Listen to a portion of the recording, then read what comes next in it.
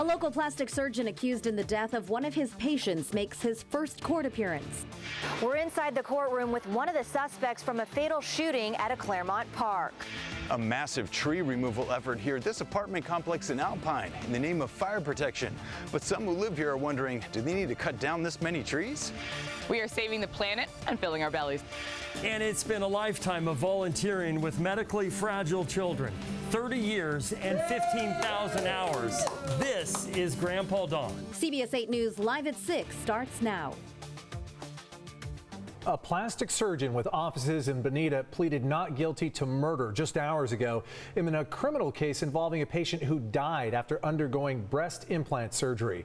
Good evening and thank you for joining us. I'm Carlos Chiquetto. I'm Marcella Lee. Dr. Carlos Chacon was initially charged with manslaughter. Today, the district attorney filed a murder charge. As CBS 8's David Gottfredson reports, the medical board has filed a motion to suspend the doctor's license to practice medicine. The 48-year-old plastic surgeon was arrested last week on a murder charge, 16 months after initially being charged with manslaughter in the death of Megan Espinoza, a mother of two who died after undergoing breast implant surgery. Dr. Carlos Chacon faces 15 years to life if convicted of second-degree murder. In court, the DA argued for $5 million bail.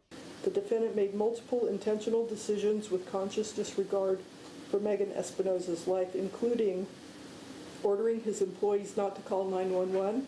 Chacon is accused of illegally operating on Espinoza in his Bonita offices in 2018 under so-called conscious sedation, using a registered nurse who was not authorized to perform anesthesia. When the patient's oxygen level fell dangerously low and she went into cardiac arrest, Dr. Chacon waited for 3 hours to call 911, according to an arrest warrant in the case.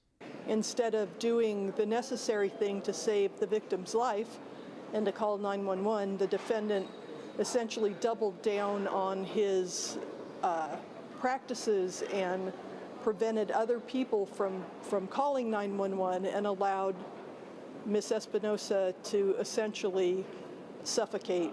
The Espinoza family has already reached a large settlement with Dr. Chacon in a civil case. Outside court, his attorneys argued the doctor's behavior did not rise to the level of murder.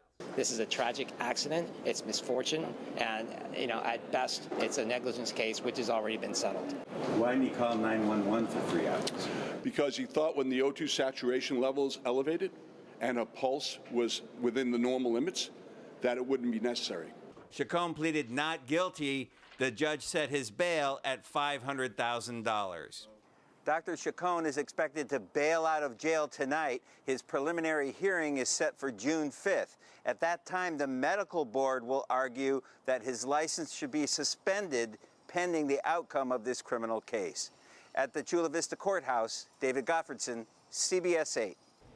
Thanks, David. If he is released on bail, the judge has ordered Dr. Chacon to notify his future surgery patients in writing of the criminal charges against him.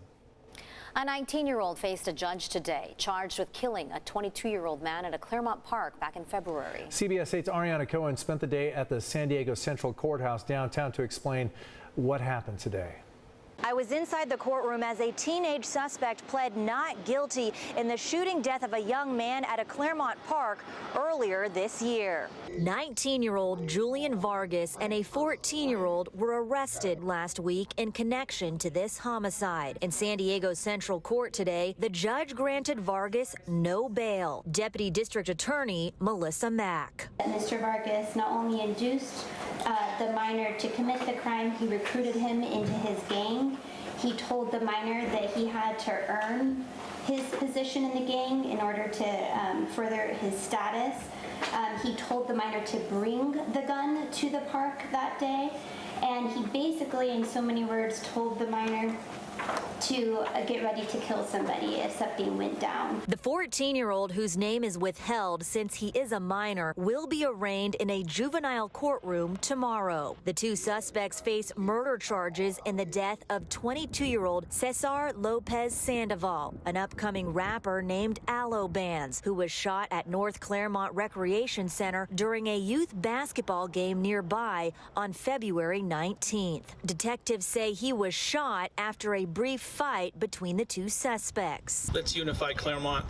Let's stop the violence. The community rallied for a safer park after the shooting, asking for cameras, more lighting, and park staff available to prevent future acts of violence. In the meantime, police say they have had a larger presence at the park. Max says the Lopez Sandoval family wants justice. Like any other family who's lost a family member in the most tragic, horrific way possible, they are a sweet family who wants justice for their family.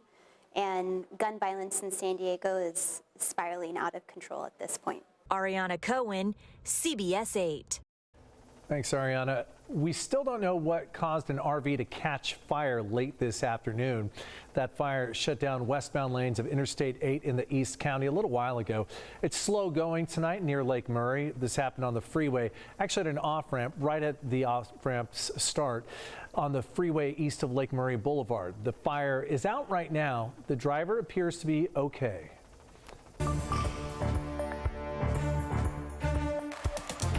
The County Board of Supervisors is expected to call for the immediate resignation of Supervisor Nathan Fletcher at a special meeting tomorrow morning.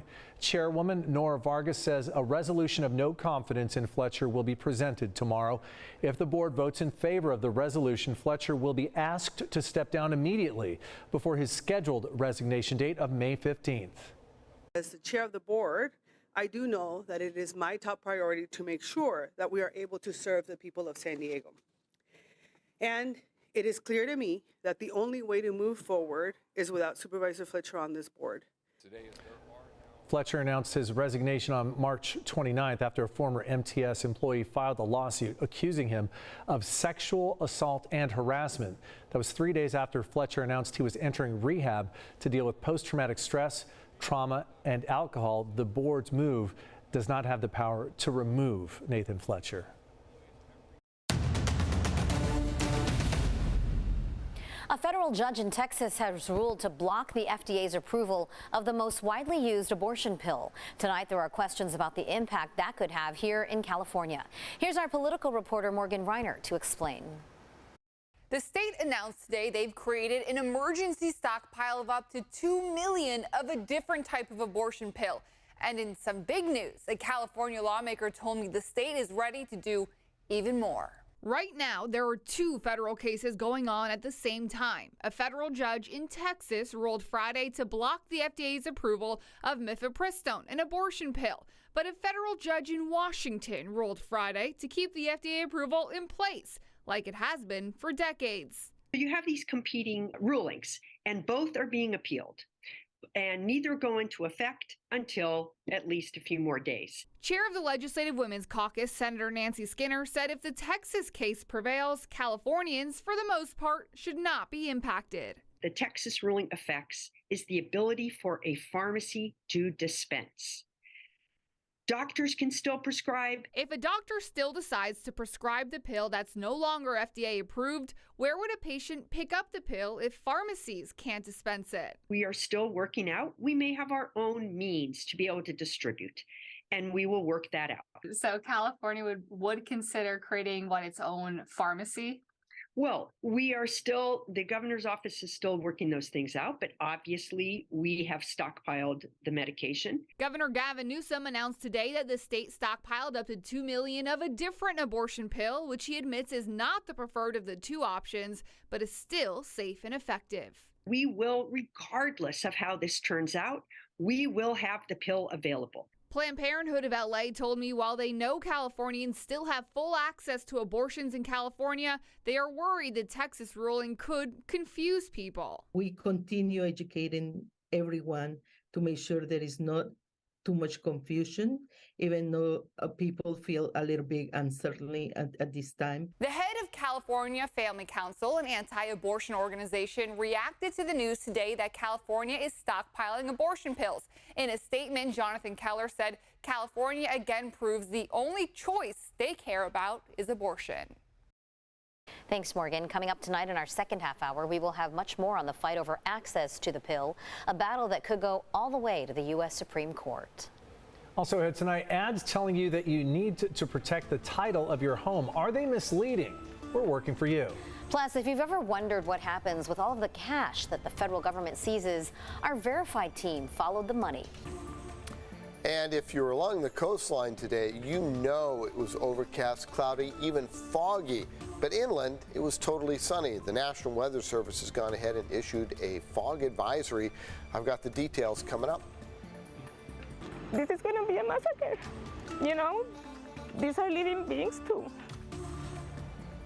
And people at an apartment complex call it overkill as trees are cleared out for fire prevention. What firefighters are saying about it tonight.